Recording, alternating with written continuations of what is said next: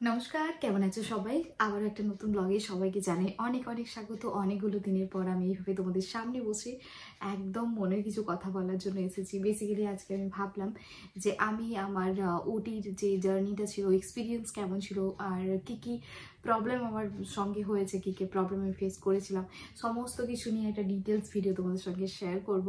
আশা করি যারা নতুন মম হতে চলেছে আরও কিছুদিনের মধ্যে, বা যারা সি সেকশন অলরেডি ডেট এসে গেছে, এই ভিডিওটা দেখার পর একটু হলেও হেল্পফুল হবে। শুরুটা তোমরা প্রায় সকলেই জানো যে আমি হঠাৎ করেই বেবির মুভমেন্ট খুব কম হচ্ছিল আর সঙ্গে ব্লিডিং হচ্ছিল, এটা নিয়ে হসপিটালে অ্যাডমিট হই। এবং অ্যাডমিট হওয়ার পর ডক্টর চেক করে দেখেন যে আমার সার্ভিক্স তখনও ওপেন হয়নি, আর সঙ্গে আমার যেহেতু মুভমেন্টটা অনেকটাই কমে আসছিল, তো উনি বললেন এখানে অ্যাডমিট হয়ে যাও, কিছুক্ষণ রেস্ট করো, জুস খাও বা বেশি পরিমাণ জল খাও, তারপর দেখো যদি মুভমেন্ট না হয় তাহলে হয়তো আমাদেরকে সি সেকশনের দিকেই এগোতে হবে। তো কিছুটা সময় আমি প্রথমে অ্যাডমিট হই এবং তারপর চেক করি, হালকা একটু মুভমেন্ট ফিল হলেও আবারও 3-4 ঘন্টা পরে কিন্তু আমার একদমই মুভমেন্ট হচ্ছিল না, আর সঙ্গে ব্লিডিং কন্টিনিউয়াসলি হচ্ছিল।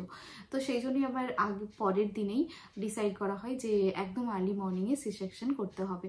আর আমি একদিন আগে থেকেই নার্সিংহোমে অ্যাডমিট থাকি, যেমনটা তোমরা জানো, সেটা আমার ডেলিভারি ব্লগে তোমাদের সঙ্গে শেয়ার করেছি। এবার আসি সি সেকশন পুরো প্রসেসটা কেমন ছিল।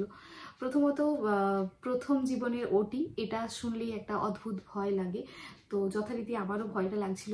আর তোমরা জানোই যে পুরো প্রেগনেন্সি জার্নিতে আমি যতটা সম্ভব অ্যাক্টিভ থাকার চেষ্টা করেছিলাম। সঙ্গে আমি প্রায় ডেইলি রুটিন বেসিসেই পুরো যোগা করতাম আর প্রপার এক্সারসাইজ করতাম। আর ফুড বলো বা ফুড হ্যাবিট আমার যেটা ছিল সেটা একদম ঘরোয়া ছিল, বাইরের খাবার খুব একটা আমি বেশি খেতাম না।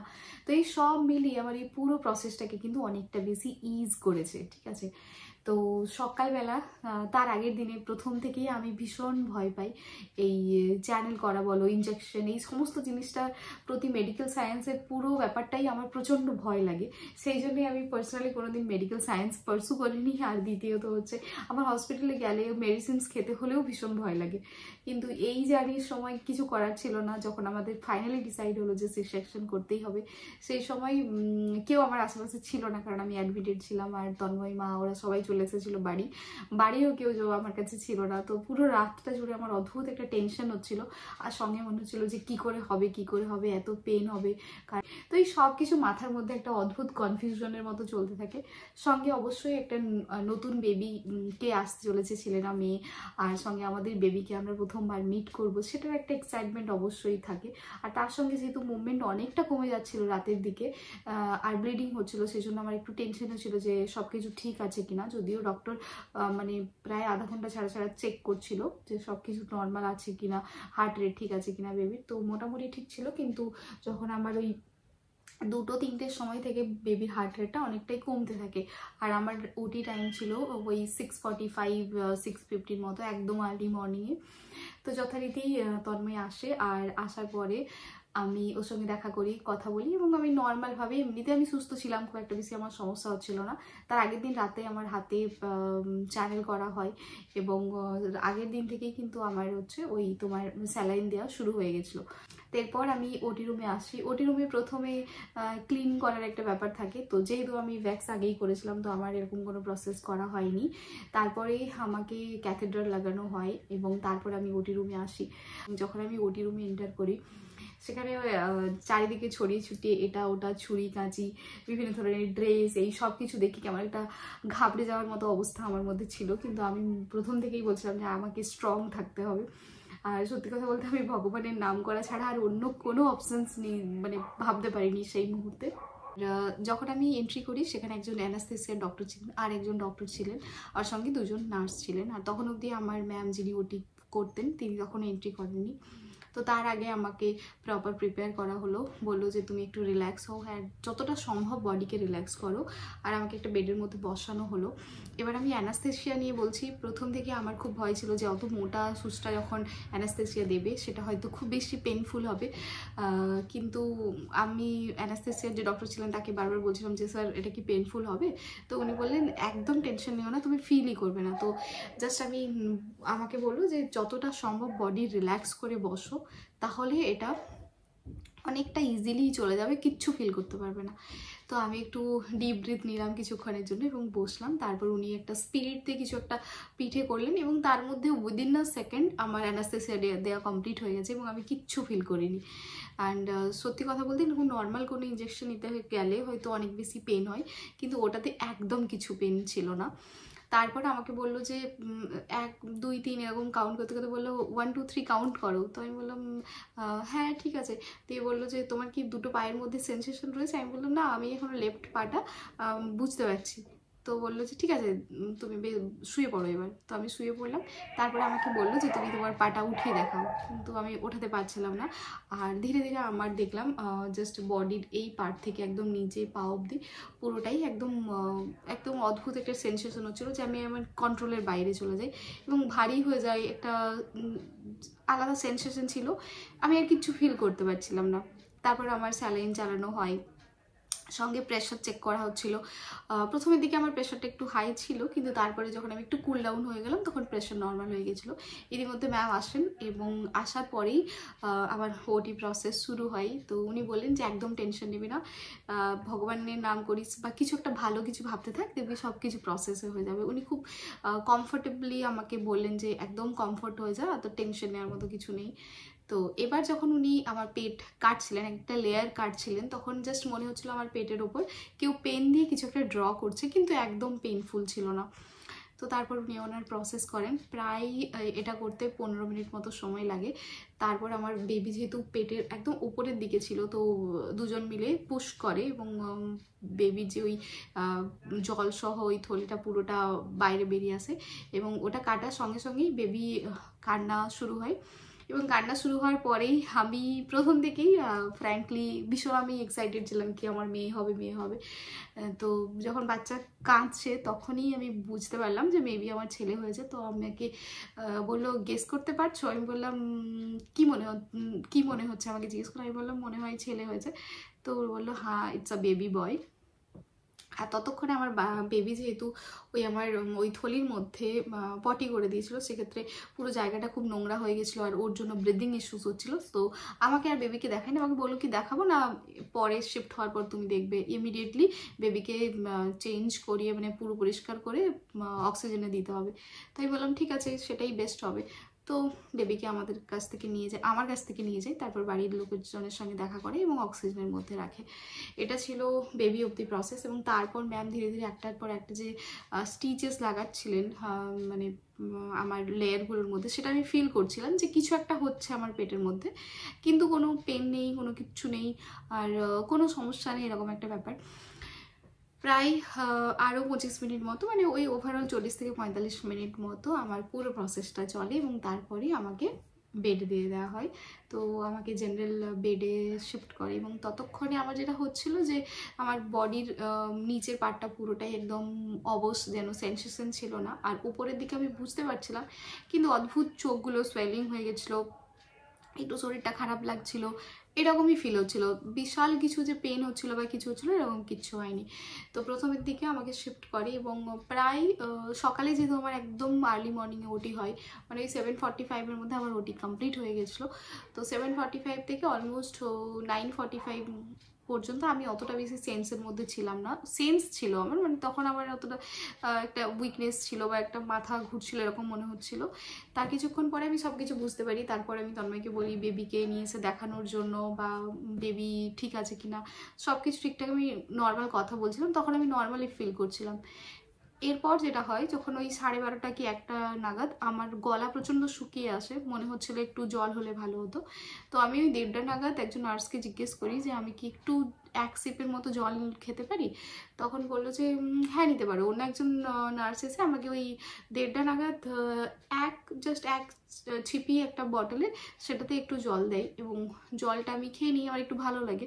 তার 1 ঘন্টা 10-15 মিনিট পর থেকে আমার ভমিট শুরু হয়। আর যেহেতু আমাদের পেটে স্টিচেস থাকে সি সেকশনের পরে, তো ওই ভমিটটা একটা বিশাল বড় সমস্যা এবং অদ্ভুত আমার ভমিট হতে থাকে। আর সেটা হওয়ার জন্য আমার পেটে প্রচণ্ড স্ট্রেন আসে, ওই পেটের কাটা জায়গাটাতে আর শরীরটা আমার খুবই খারাপ লাগে। ইমিডিয়েটলি আমাকে ইঞ্জেকশন দেওয়া হয়, সঙ্গে আরও কিছু স্যালাইন থ্রুতে, ওই চ্যানেলের থ্রুতেই যা কিছু মেডিসিনস দিচ্ছিলো সেগুলো দেওয়া হয়, এবং আমার পুরো বডি শিভার করতে থাকে, মানে পুরো কাঁপুনি দিয়ে জ্বরের মতো আসে।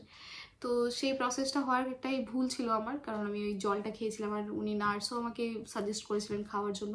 তারপর ডক্টর আসেন, উনি চেক করেন, উনি বলেন যে ওই জলটা খাওয়ার জন্য এরকম হচ্ছে, এখন কিন্তু একদমই জল খাওয়া যাবে না। তো প্রায় সেই দিন আমি পুরো সকালবেলা 6:45 থেকে 7:45 অবধি আমার ওটি হয়েছে। অ্যান্ড দেন পরের দিন সকাল 7:30 অবধি আমাকে আর কোনো কিচ্ছু খেতে মানা করে, ইভেন জলও খাওয়া চলবে না বলে। তো পুরো দিনটা আমি আর কিচ্ছু খাইনি। পরের দিনে আমি অ্যাকচুয়ালি চা বা কফি খেলেই আমার শরীর অ্যাসিড এরকম কিছু ফর্ম হতো যখন আমি প্রেগনেন্সি টাইমে, সেই জন্য আমাকে চা কফি খেতে বললেও আমি কিছু খাইনি। আমি একদম নর্মাল ডাবের জল খেয়েছিলাম, সঙ্গে জুস খেয়েছিলাম, এইসব কিছু খাই প্রথমের দিকটাতে। তারপরে আমার সেম ভমিটিং মতো শুরু হয়, আর ভমিটিং হলেই পেটের উপর স্ট্রেন পড়ছে, তাই জন্য আমাকে আবার সেম মেডিসিনস যা কিছু ছিল মেডিসিনস দেওয়ার এগুলো দেয়, আবার বলে যে কিছুক্ষণ না খেতে। এবং পরের দিনে যে বিকেল থেকে আমি একটু সুস্থ বোধ করি, আর ওই ভমিটিং ব্যাপারটা কেটে যায়, এবং আমাকে হালকা হালকা জুস টাইপের কিছু খেতে দেয়, এবং সেটা আমি খাই, তখন সেটা ঠিক হয়। তো পরের দিনের আমাকে কিন্তু সি সেকশন হওয়ার পরের দিনের বিকেল নাগাদ আমাকে প্রথম হাঁটার জন্য বলে, কিন্তু আমার শরীরটা যেহেতু খারাপ ছিল তো প্রথমের দিকটাতে করছিল না, বাট ওই 3:30 4টে নাগাদ আমি প্রথম ওয়াক করা শুরু করি। তো প্রথম যখন আমাকে উঠে বসাই তখন আমার মাথা অদ্ভুত ঘুরছিল, মনে হচ্ছিল যে আমি মাথাটা যেন তুলতে পারছি না, মাথাটা এত বেশি পেন হচ্ছে, মনে হচ্ছে যেন আমি এক্ষুনি হয়তো ব্ল্যাক আউট হয়ে যাব, চোখে যেমন অন্ধকার দেখছি এরকম ফিল হচ্ছিলো। তারপর ধীরে ধীরে পাটা নিচে রাখি, ওই নার্স দিদি আমাকে অনেকটা হেল্প করে। তারপর 2-3 পা চলার পরে একটা পেটের মধ্যে স্ট্রেন আসছিল, মনে হচ্ছিলো যে পেটের মধ্যে একটা কিছু মানে যেন যে টেনে টেনে ধরছে এরকম একটা ফিল হচ্ছিলো। তারপরে একটু হাঁটার পরে অনেকটা বেটার লাগে।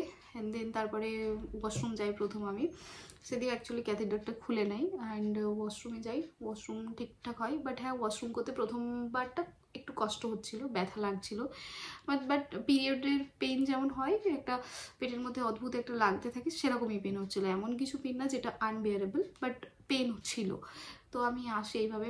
দেন বাচ্চাকে বেবি ফিড করাটা একটা সমস্যা হচ্ছিলো প্রথমের দিকে, যেহেতু আমি প্রায় অলমোস্ট 48 আওয়ার্সের মতো কিছু খাইনি, সেই জন্য বেবি ফিডিং আর ফার্স্ট প্রেগনেন্সিতে এরকম একটা সমস্যা হয়, তো ফিড আসছিল না, সে নিয়ে একটা টেনশনের মধ্যে ছিল। আর টার্ন করতে বলছিল আমাকে একটা সাইডের দিকে, ধীরে ধীরে টার্ন করতে পারছিলাম, কিন্তু পেটের মধ্যে হালকা একটা স্ট্রেন আসছিল, মনে হচ্ছিলো ব্যথা করছে বা কিছু হচ্ছে। তো এইভাবে আমার 2টো দিন যাই। তৃতীয় দিনে আমাদেরকে ডিসচার্জ করে দেয়। তৃতীয় দিনের সকালবেলাতে যখন আমি প্রথম ওয়াশরুমে যাই তখন আমি খুব পেন ফিল করি। তখন আমার নিজে আমি একা হেঁটে এসেছি ঠিকই, কিন্তু আমার এত বেশি কাঁপুনি দিয়ে জ্বর আসে যে আমাকে আবার দ্বিতীয়বার ওই যে সমস্ত পেন কিলার ছিল সেগুলো দেওয়া হয়। কিন্তু ইতিমধ্যে আমার মাথা যন্ত্রণা শুরু হয়। মাথা যন্ত্রণাটা আমার সবচেয়ে বড় প্রবলেম শুরু হয়েছে বেসিক্যালি এই সি সেকশন হওয়ার পর। অ্যানাস্থেশিয়ার এফেক্টে অনেক কিছু সমস্যা হয় অনেক মানুষের, তবে আমার যেটা ছিল মেজর প্রবলেম সেটা ছিল স্পাইন হেডেক। আর স্পাইন হেডেক হওয়ার অনেকগুলো রিজন ছিল। প্রথমত সেকেন্ড ডের রাত্রে 1 ঘন্টা মতো আমি পিলো নিয়ে শুয়েছিলাম, তো ম্যাম বলেছিলেন পিলো ছাড়া শুতে। তো এই 1 ঘন্টা মতো আমি ফিড করানোর সময় পিলো নেওয়ার জন্য একটা প্রবলেম শুরু হয় তখন থেকে, এবং তারপরে ওটা চলতে থাকে। আর সঙ্গে আমার মাইগ্রেনের ইস্যু রয়েছে, তাই এই এক্সট্রিম স্পাইন হেডেক নিয়ে আমার 4 দিনের দিনে ডিসচার্জ হয় এবং আমি বাড়ি আসি। তারপরেও 3-4 দিন আমাকে কন্টিনিউয়াসলি প্রচুর মেডিসিনস চেঞ্জ করতে হয়, পেন কিলার। এবং 5 দিন পরে যখন আমি লিকুইড বেশি খেতে শুরু করি এবং জল প্রায় 7 থেকে 8 লিটার করে খেতে শুরু করলাম 2-3 দিন, ধীরে ধীরে আমার পুরো হেডেক যেটা হচ্ছিলো সেটা কম হয়। আর এইভাবে আমার পুরো প্রসেসটা চলে। অ্যান্ড দ্বিতীয়ত হচ্ছে এই যে ওটি এক্সপিরিয়েন্স থেকে যেটা ছিল আমার সবচেয়ে বেশি সমস্যা, সেটা হচ্ছে যে এই স্পাইন হেডেক। বাকি 3 দিন পর থেকে আমি যথেষ্ট স্বাবলম্বী হয়ে যাই এবং নিজে নিজেই আমি নিজের কাজগুলো করতে পারি। 4 দিনের দিন যখন আমি বাড়ি আসি তখন উঠতে, যখন সোজা হয়ে আমি শুচ্ছি ওপরে উঠতে যাচ্ছি তখন পেটের মধ্যে স্ট্রেন লাগছিল ঠিকই, কিন্তু এমনি যে আমি একদম কাত হয়ে যাচ্ছি যে আমি হাঁটতে পারছি না চলতে পারছি না এরকম কিছু প্রবলেম আমি ফেস করিনি। আর দ্বিতীয়ত হচ্ছে অনেকের কোয়েশ্চেন থাকে যে আমার স্টিচেসটা পেস্টিং হয়েছে না স্টিচ করা হয়েছে, আমারটা কিন্তু পেস্টিং করা হয়েছে। স্টিচেস থাকলে হয়তো বেশি স্ট্রেন পড়তো বা কিছু, আমি ঠিক জানি না, তবে পেস্টিংয়ে অনেকটা রিল্যাক্স ফিল হচ্ছে এবং 4 দিন পর থেকে আমি যথেষ্ট স্বাবলম্বী হয়ে নিজের কাজগুলো করতে পারছি। আমাকে কারোর উপর তেমন একটা বেশি ডিপেন্ডেন্ট হতে হচ্ছে না। আর পুরো প্রসেসটার মধ্যেও আমার পেটের যদি বলো যে আমি প্রায় আজকে নিয়ে 20 দিন হয়েছে এবং আমি অনেকটা কমফোর্টেবল এবং আমার পেটের শেপ অ্যান্ড সাইজও অনেকটাই আগের থেকে ঠিক হয়ে গেছে। তার একটা রিজন ছিল যে আমি নিজেকে প্রচণ্ড মেনটেন করতাম through out the pregnancy journey. আমি ওয়ার্কআউট করেছি এবং ওয়ার্কআউটের ফলে একটা লোকজন বলে যে নর্মাল ডেলিভারি হয়, সেক্ষেত্রে আমার নর্মাল ডেলিভারি হয়নি ঠিকই, কিন্তু এটা আমাকে স্ট্রেংথের দিক থেকে অনেকটা বেশি সাহায্য করেছে আমার মনে হয় সেটা। আর দ্বিতীয়ত হচ্ছে যেহেতু আমি এক্সেসিভ ফ্যাট বা এক্সেসিভ ওয়েট গেইন করিনি, তাই জন্য আমার পুরো এই 20 দিনের মধ্যে নিজেকে ব্যালেন্স করে আগের জায়গায় ফিরে আসতে অনেকটাই সাহায্য করেছে। আর এটা ছিল আমার ওভারঅল ওটি এক্সপিরিয়েন্স। আশা করি এগুলো তোমরা যারা নতুন মা হতে চলেছে তাদেরকে একটু হলেও হেল্পফুল হবে তাদের জন্য। আর যারা ভাবছো যে সিজেকশন হলে কীভাবে ম্যানেজ করবো বা কী হবে, আমার মনে হয় ধীরে ধীরে ম্যানেজ হয়ে যাবে। আর নিজেকে একটু অ্যাক্টিভ রাখো, তাহলে হয়তো আমাদের শরীর খুব তাড়াতাড়ি কোপ আপ করতে পারে কোনো জিনিসের সঙ্গে। তো আজকের ভিডিওটা অবধি, দেখা হবে আবার নতুন একটা ভিডিওতে। ততক্ষণের জন্য সবাই খুব ভালো থেকো, সুস্থ থেকো, অ্যান্ড অবশ্যই কী ধরনের ভিডিও দেখতে চাইছো সেটা কমেন্টে জানিও। আজ তবে আসি, বাই।